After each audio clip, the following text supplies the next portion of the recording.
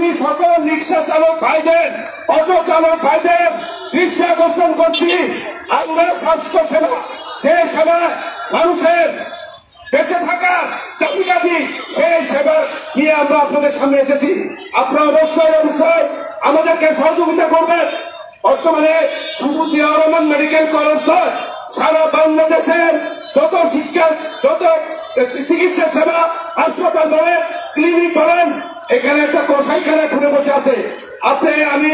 আমি নিজের থেকে বলি, আমার বাড়ির একটা গৃহকর্মী চালক, আমি তার মেয়ের একটা বাচ্চা প্রসবের জন্য আমি তাকে নিয়ে গেছিলাম মোহাম্মদ আলী হাসপাতালে। আমাকে 2 পয়সার মূল্যায়ন করেনি, মনে হয় যেন আমি কোন রাষ্ট্র থেকে আসি, ভাড়া থাকি।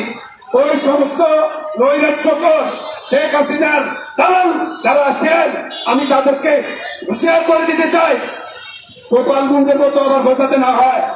আমি আপনাদেরকে বারবার বলে দিচ্ছি যে প্রত্যেকটা হাসপাতালে, প্রত্যেকটা ক্লিনিকে ডাক্তাররা আমাদের সাথে কোনো মানুষত্ব প্রকাশ করে না। তারা মনে যেন আলাদা কোন জগৎ থেকে যেন আসছে, অথচ এই দেশের নিরীহ জনসাধারণের টাকা পয়সা দিয়ে তারা পড়াশোনা করে তারা আমাদের জন্য কসাই পরিণত হয়েছে। যার থেকে যা করে সেইভাবে তারা টাকা পয়সা হাতিয়ে নিচ্ছে।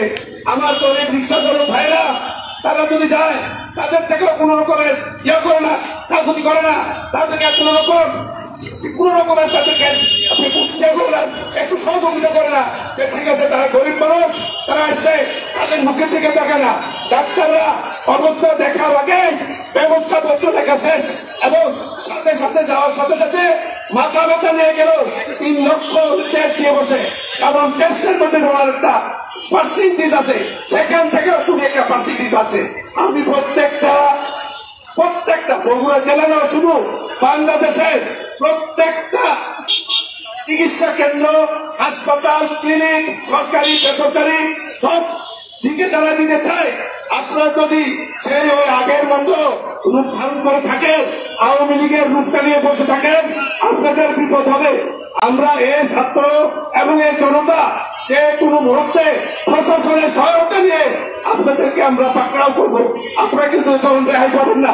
দয়া করে আপনাদেরকে অনুরোধ করছি, আপনারা বলেন আমাদের কারিগর, আমরা নষ্ট হয়ে যেতে পারে, আমাদের হাত পা ভেঙে যেতে পারে, আমার গরিব রিক্সা চালক, অটো চালক, ভ্যান চালক ভাইরা যারা যখন যাবে আপনাদের কাছে, তাদের পরিচয় জানার পর তাদের থেকে শিক্ষা পায় না, দয়া করে তাদের থেকে চিকিৎসা পায় না, দয়া করে একটু কম নেবেন। আমি আমার সব বগুড়াবাসী সকল ভাইকে অনুরোধ করবো, আপনার মনোযোগ দিয়ে আপনার আমাদের এই আন্দোলনটাকে সফলতা করার জন্য আপনাদের সহযোগিতা কামনা করছি। সবাইকে অসংখ্য ধন্যবাদ।